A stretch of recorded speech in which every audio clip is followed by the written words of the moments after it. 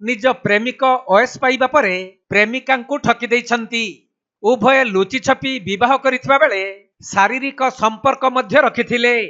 एपरिकी 3 थर प्रेमिक युवक जनक जोर जबरदस्त प्रेमिका गर्भ नष्ट मध्य करिथिबा प्रेमिका युवती अभियोग आनिछंती। तेणु शेष न्याय पाइबा पई थानार द्वारस्थ होई गणमाध्यम आगरे निजर प्रेम कहानी बखाणी प्रेमिका युवती। घटनाटी हेउछि जगतसिंहपुर जिला सदर थाना मार्कंडपुर गाँवर।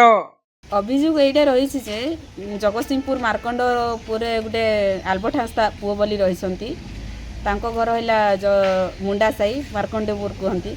सी छोट बेलू माने 6 क्लास ठू 6 स्टैंडअप ठू मत भल पाई आसला मत बाहाला। सी रिलेटिव मामू पुओ हे मुझे पीसी छुआ कोडी भी बाहाइतले कटक होटेल होटेल। हाँ आम सांता माने रीतिनीति अनुसार मत बाहाई आमर गोटे बड़ा अच्छी से मत पिंधेला।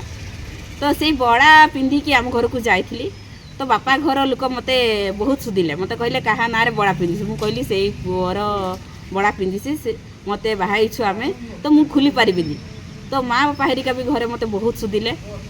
तापरे जिते बड़े गाँव में मत रखईदे बाध्य होगी आसली। पुओ तो मत बाहाई घर को भी आणु 3टा गर्भवती नष्ट कर देइछंती। तो मुझे आसिकी घर को 5 लोक ये कथा कहली मुखिया बाबा आमती सेमती ए गाँव पुओ मत बाहाई 3टा गर्भवती नष्ट कर घर को भी आणुनी ना गाँव भी परिचय दौनी। से कथा कहीकि माँ बापा हेरिका 5 लोक बापा को कहले घर को आसिकी। किंतु माँ बापा कहले आमे तो ख्रीस्टान हो कौन क्षेत्र में आम तुम सहित 5 लोक आगे ये कथा प्रकाश करूँ समाधान करूँ। आमे माने ये झीटा हूँ आमर रिलेटिव भाड़ीजी। तो 5 लोक मैंने ये कथा शुणिकी मत कहले आम कौन करूँ तुम तो ख्रीस्टान होती ये बाबद कथा कहीकि बाध्य होगी थाना द्वार मुझे आसली। थाना द्वार आसिकी एकाद्रे मुझे कहली के माने केस करी ये पुओ मोर एमती सेमती कर माँ बापा आसिकी मत बोहू कर नहीं जाऊँच।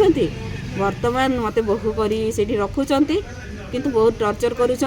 मत कहते चुड़ी दियो स्वामी बोहू कर थाना नहीं जाए से किंतु मत भाई भौणी हिसाब से आमको रखीदे कहीं से केस भी करिछि किंतु केस करिछि किंतु थाना द्वारा पुओ जमा माडिनी आ किछि नुह गोटे आईआईसी सार भी मो सहित कथा होना मो गागराई सार मो केसटा नहीं सी मत कहूँ जे कोर्ट को जीव कोर्ट को सी नोटिस भी कोर्ट को पठाऊनी कौन सी क्षेत्र में मत न्याय मिलूनी। वो तो अलरेडी मो स्वामी तो हजबैंड तो कथा होना मो सहित भी नंबर भी ब्लैकलिस्ट कर बर्तमान सी तो मझे मत कल करके कौन करी मो जीवन कहीं नष्ट कलु सी कहला मु ते रखी जे कौटी आणिकी रखी बापा माँ तो मत बाध्य करुँच मत आउ ते आणिकी माने बापा माँ मत एपटे कहती तो स्त्री को रखिबु ना आमको रखिबो मु कौ पटे हेबी से स्वामी मत कहते ताहले मत कहीं मुझे कहली मत तो बहु करूँ मारी दियो से कहले मारी पारिबनी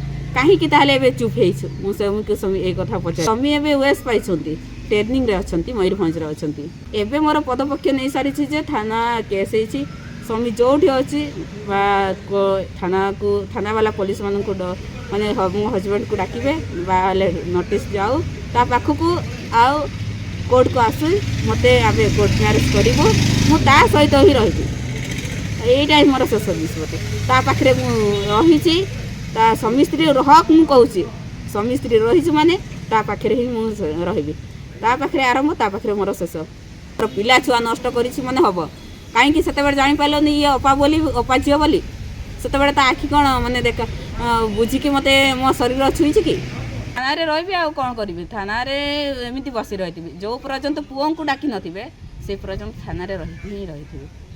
जगतसिंहपुर जिल्लारू वैष्णव रावलଙ୍କ रिपोर्ट कोणार्क लाइव।